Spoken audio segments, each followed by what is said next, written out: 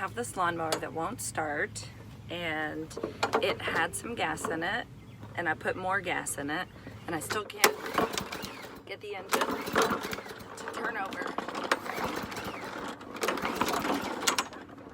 So, how do we fix this? Let's find out. I went to Lowe's and bought an instant starting fluid, so I'm gonna spray that on the carburetor, and this is gonna be the first test to get it started.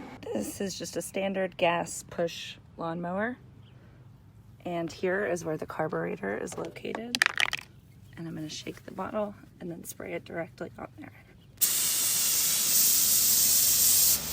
So now I'm gonna put the cover back on, give it a couple pumps, and then give it another try. All right, moment of truth.